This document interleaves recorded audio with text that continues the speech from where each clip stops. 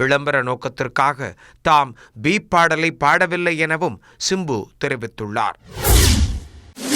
என் வீடு ஃபுல்லா தண்ணி இதுவாகி எனக்கு இன்டர்நெட் இல்லாம எனக்கு போன் இல்லாம நான் அவ்வளவு கஷ்டப்பட்டு அதுலயும் மக்களுக்கு எனக்கு இவங்களுக்கு எப்படி ஹெல்ப் பண்றது நான் மொட்டை மாடில நின்று அத்தனை போன் கால் அட்டன் பண்ணி அவ்வளவு பேருக்கு ஹெல்ப் பண்ணிருக்கேன்.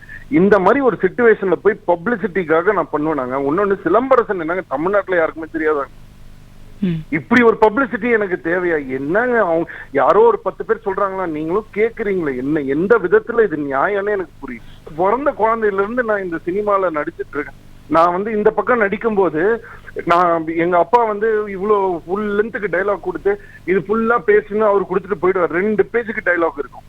இந்த பக்கம் எங்க அம்மா கூப்பிட்டு இந்த பக்கம் படி, இந்த எக்ஸாமுக்கு படிக்கணும்னு சொல்லிட்டு இந்த பக்கம் டீச்சரை வச்சு அவங்க இந்த பக்கம் ஒரு ஃபுல் புக்கை கொடுத்து படிக்க சொல்லுவாங்க.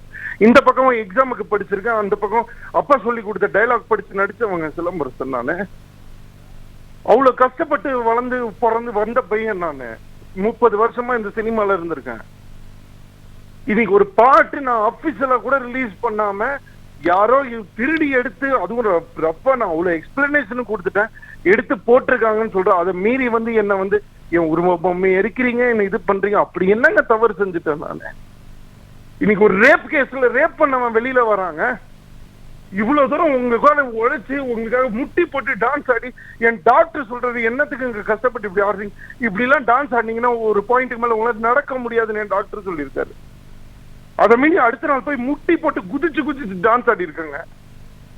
அவ்வளவு உழைச்ச ஒரு பையனுக்கு 30 வருஷம் இந்த இண்டஸ்ட்ரியில இந்த தமிழ் சினிமாக்காகவும் தமிழ் மக்களுக்காகவும் இவ்வளவு தூரம் நான் பண்ணிருக்கேன். இன்னைக்கு யாரோ சொல்றாங்கன்னு அந்த பாட்டை கூட கேட்காம நிறைய பேர் அதுல என்ன சொல்லிருக்குன்னு கூட தெரியாம அது ஒரு அபிஷியலா கூட ரிலீஸ் ஆகாத ஒரு பாட்டுக்கு என்ன கேள்வி கேட்கறாங்க. தமிழ் சினிமால யாருமே எனக்கு சப்போர்ட்டுக்கு வரல, எந்த சைட்லயுமே எனக்கு சப்போர்ட் இல்ல, கூட இருந்தவங்க கூட எனக்கு சப்போர்ட் பண்ணல. ஆனா இப்பவும் நான் சொல்றேன், தமிழ் மக்கள் என்னைக்குமே என்னை விட்டு கொடுக்க மாட்டாங்க. எனக்கு அந்த நம்பிக்கை இருக்கு. நான் வேற எதை பத்தி யாரை பத்தியுமே நான் கவலைப்படல.